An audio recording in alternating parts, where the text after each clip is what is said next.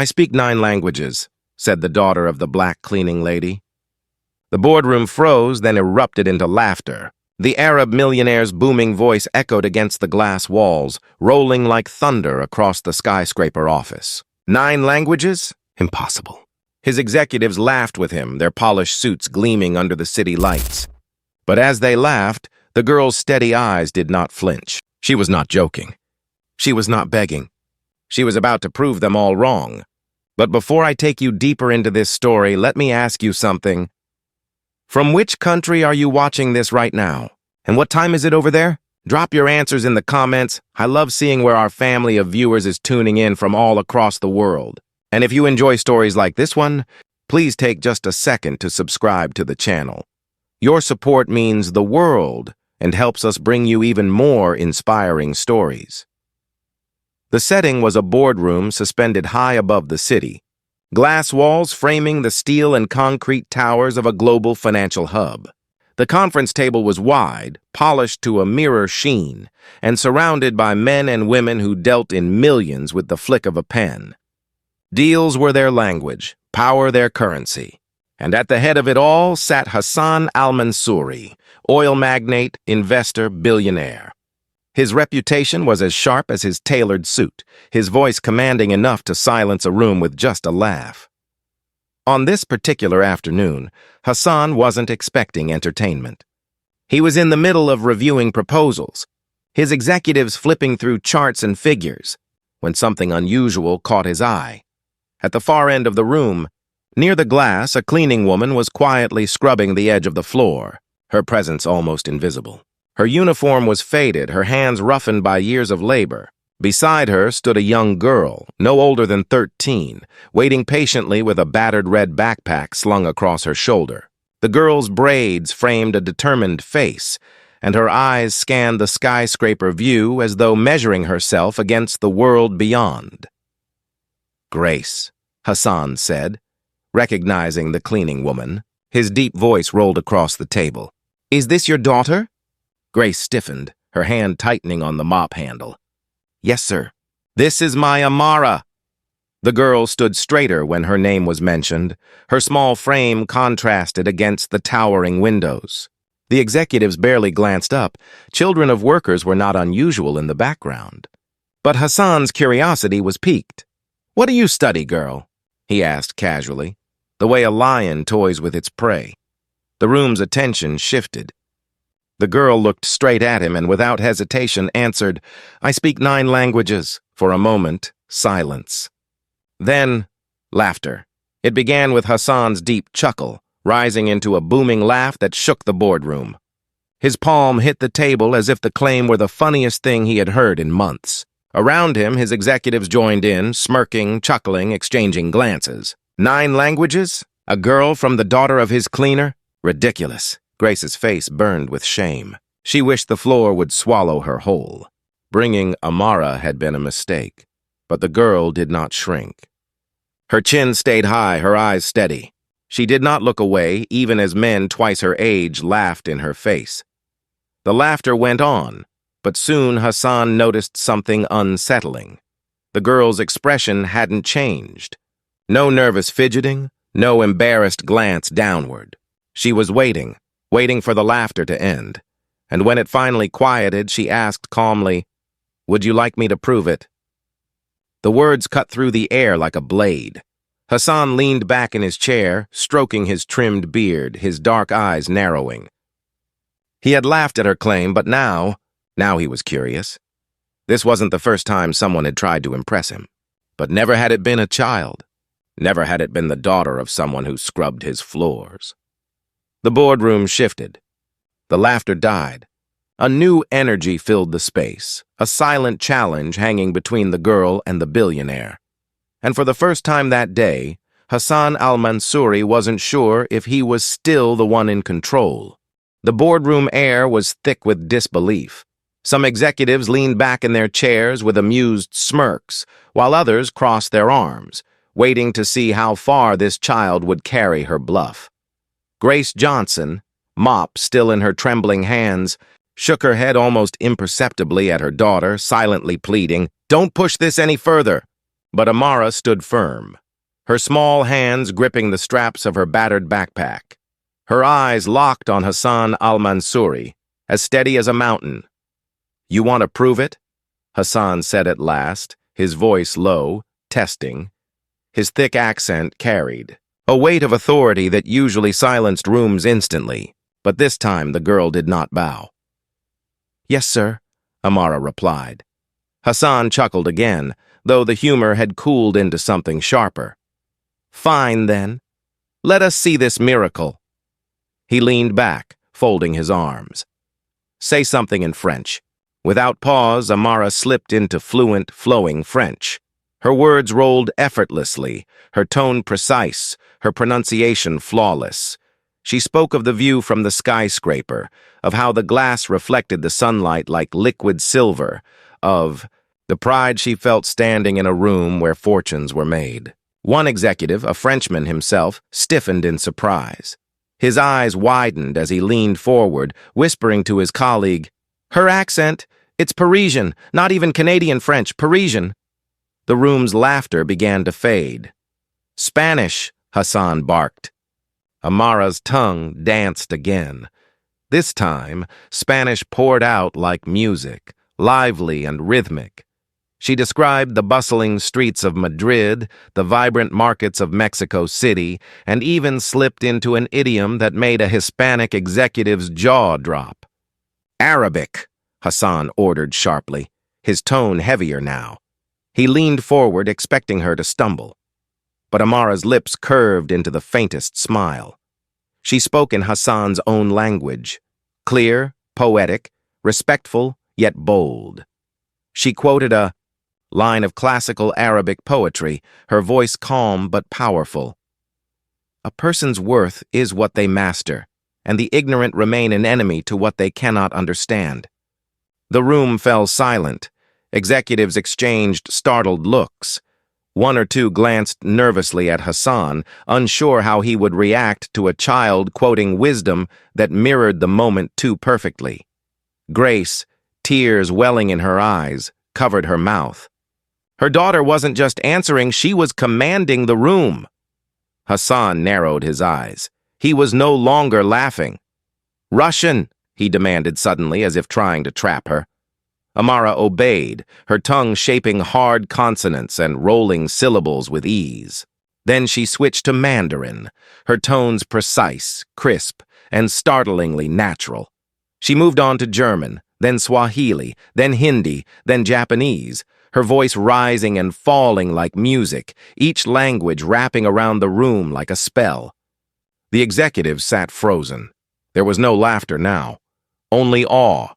When she stopped, the silence was so heavy that even the hum of the city below seemed muted. Hassan finally spoke, his voice softer but edged with suspicion. "Where did you learn all this?" Amara met his gaze, unblinking. "From the world, sir. Books, libraries, people who would talk to me when no one else would. I listen, I remember, I practice. That's all." For the first time in years, Hassan al-Mansuri, the billionaire who laughed at kings and scolded presidents, felt a flicker of something unusual, uncertainty. And in that flicker, he realized, the girl wasn't here to be mocked, she was here to challenge him. The silence after Amara's performance was deafening. The boardroom, usually alive with the clicking of pens and rustling of paper, had stilled into something almost sacred. Hassan al-Mansuri's executives stared at the young girl as though she were some unsolvable puzzle. Grace Johnson, mop still in hand, trembled with pride and fear. She had always known her daughter was gifted, but watching her dismantle a billionaire's laughter with words in 9 different tongues, was more than she could have imagined. But Hassan was not smiling. His dark eyes narrowed, calculating, trying to make sense of what he had just witnessed. He leaned forward, his voice low and probing. "Where," he said slowly, "did you learn all of this? No child from your background should know these things." The words hung heavy in the air. Some executives shifted uncomfortably at the implication. Others nodded, their disbelief mirroring Hassan's. Amara did not flinch. She stood tall, adjusting the strap of her backpack. I learned them, sir. One by one. Not in schools with marble floors or teachers paid millions. I learned them in libraries, in crowded buses, in conversations with people nobody else listened to. Hassan raised an eyebrow. Libraries? Yes, Amara said. My mother worked nights, cleaning. She would take me along because she couldn't afford a sitter. While she worked, I stayed at the library until it closed. I read everything I could. Dictionaries, grammar books, novels in foreign languages. When we had no internet at home, I used the free computers at the library. I listened to voices online, mimicking accents until I sounded like them.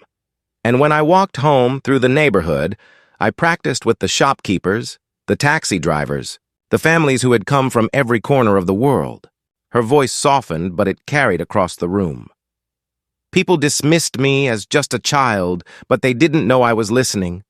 Every word, every phrase, I held on to them, because I knew one day words would be my escape. Grace pressed her hand to her lips, her eyes brimming with tears. She remembered those nights all too well, the exhaustion of endless work, the guilt of dragging her daughter through the city streets at midnight, and the sight of Amara curled up in a corner with a heavy book far too advanced for her age. One of the executives, a silver-haired man who had been skeptical from the beginning, leaned forward. But fluency, child. Fluency takes years. How could you achieve this without teachers? Amara turned to him, answering in his native German. When you are hungry, you eat whatever you can find. I was starving for knowledge, so I devoured every scrap that crossed my path. The man blinked, stunned. Then she looked back at Hassan. It wasn't easy, sir. People laughed at me when I mispronounced. They mocked me for trying. Some said I was wasting my time, but I kept going. Because every new language felt like opening a locked door, and I wanted to open as many doors as I could. For a long moment, no one spoke. The boardroom full of millionaires and executives sat in complete silence, confronted, with something they couldn't quantify in charts or contracts, pure unpolished determination. Hassan drummed his fingers on the polished table. His booming laugh was gone. In its place was something more dangerous, a curiosity laced with unease. You speak like a scholar, he said, his tone sharper now. But words alone don't conquer the world. Let me tell you something, girl. There are men in this room who speak 5, 6 languages, and they are still pawns on the board. You think your gift makes you powerful? Amara met his gaze without hesitation. No, sir. Power doesn't come from knowing words. It comes from knowing how to use them. That's what I've been practicing my whole life, listening to what people mean, not just what they say. The executives exchanged glances. Some nodded, others frowned, but none laughed. Grace clutched her mop tighter, her heart hammering. Every word her daughter spoke was both a triumph and a risk. The higher she rose in this room, the more dangerous it became. Hassan leaned back, folding his arms. His sharp smile returned, but it was no longer the smile of mockery. It was the smile of a man who had just realized he was facing something unpredictable. You've impressed me, he admitted. But the world isn't impressed by tricks in libraries. It respects power, money, survival. Let's see if your clever tongue can stand up to that. The executives straightened in their chairs, sensing the shift. This was no longer amusement. This was a test. Hassan had found a challenge, and he would not let it pass. Grace's knuckles whitened on the mop handle. Amara adjusted her backpack and lifted her chin. The battle lines were drawn.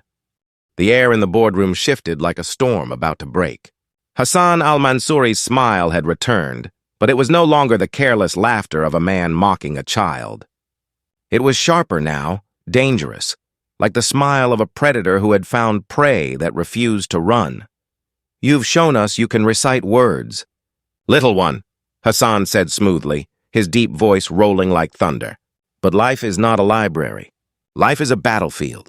And I wonder, he leaned forward, eyes narrowing. Can you survive a real test? The executives perked up, sensing what was coming. A hush fell across the room, the kind of silence that precedes a spectacle. Grace's breath caught in her throat. Her daughter had already gone too far, but Hassan was not done.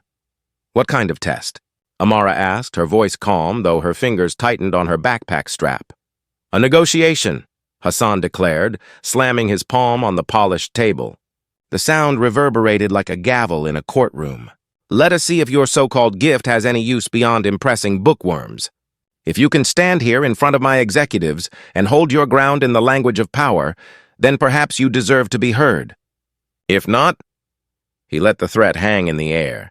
Gasps fluttered around the table. A negotiation? Against Hassan al-Mansuri, the man whose name alone could bend markets? It was impossible, Grace whispered urgently. Amara, don't. Please don't. But Amara's gaze didn't waver.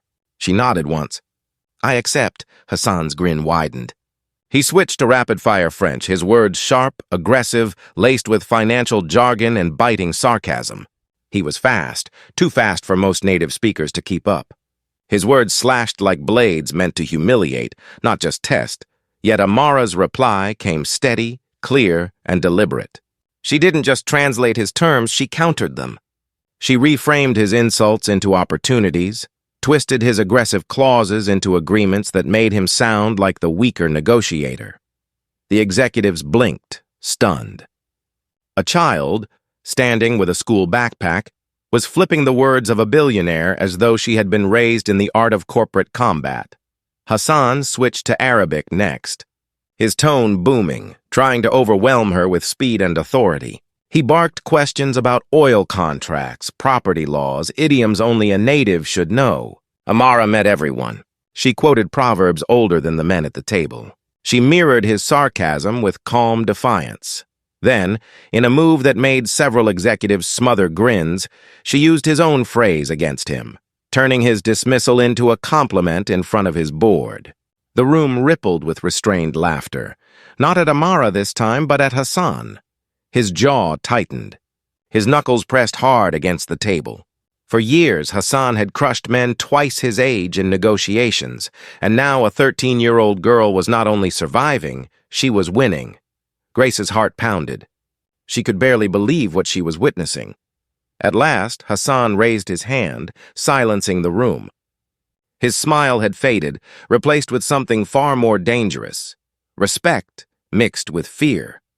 He studied Amara for a long moment. Then, leaning back in his chair, he said quietly, "You are not ordinary. No child should be able to stand against me like this." The boardroom remained hushed, every executive holding their breath. Hassan's eyes gleamed, which means you are either a miracle or a threat. For a long moment, the boardroom felt like the eye of a storm. Papers lay forgotten, pens stilled, and even the hum of the city beyond the skyscraper seemed to pause. All eyes were on Hassan al-Mansuri, the man who was rarely challenged, never humiliated, and certainly not by a child. He stared at Amara, his sharp gaze scanning her as though she were a rare artifact, impossible yet undeniable. At last he spoke. "You are dangerous, girl. Dangerous because you don't know fear." Amara tilted her head. "Respectfully, sir, I know fear very well. I've lived with it my whole life. What makes me different is that I don't run from it." Gasps fluttered among the executives. The girl's words, calm and steady, carried more weight than any billion-dollar deal that had ever crossed that table. For the first time in years, Hassan felt the ground shift beneath him. His instinct told him to crush her spirit, to remind everyone that he was the apex predator in this glass tower. Yet something inside him resisted. The girl's fire reminded him of his own youth, back when he too had been underestimated, dismissed, laughed at. Slowly, Hassan leaned back in his chair. His tone softened, not mocking now, not threatening, but curious. "What do you want, Amara?" "You have this gift, but where will it take you?" Amara hesitated, then lifted her chin higher. I don't just want a future for myself. I want opportunities for kids like me. Children who clean offices at night with their mothers. Children who are laughed at when they dare to dream. If you really believe my talent is worth something, then prove it by helping them too. The executives exchanged stunned glances. No one had ever negotiated with Hassan al-Mansouri this boldly, and certainly not for something selfless. Grace's eyes filled with tears. She had raised her daughter to dream, but she never imagined that dream would include lifting others. The room waited. Finally, Hassan exhaled slowly, his expression unreadable. Then, with a slight smirk, he nodded. Very well. I will fund your education at the finest schools in the world. And, he glanced at his executives, who were still reeling, we will establish a scholarship program for the children of workers. Not out of pity, out of investment. Because if there is one Amara Johnson in this city, there may be more. Grace gasped, covering her mouth. Amara, though her heart raced, simply nodded. Then we have a deal. The boardroom erupted, not in laughter this time, but in applause. Executives who had mocked her now clapped, some even standing in respect. Hassan, for once, did not stop them. As Amara and her mother walked out of the skyscraper that evening, the city skyline stretched before them, glittering like a promise. Grace held her daughter's hand tightly, her heart swelling with pride. Amara glanced back once at the tower they had left behind. They laughed at me once, she thought, but they will never laugh at me again. And now I want to hear from you. If you were in Amara's shoes, standing in front of billionaires who mocked you, what would you have done? Would you have stayed silent or spoken up like her? Let us know in the comments below. Don't forget, stories like this are more than just entertainment. They remind us of the power of resilience, courage, and believing in yourself even when the world laughs. If this story inspired you, please hit that like button. Share it with someone who needs a reminder of their worth. And most importantly, subscribe to the channel. Because here, we believe every story has the power to change a life. And maybe the next story we tell could be yours.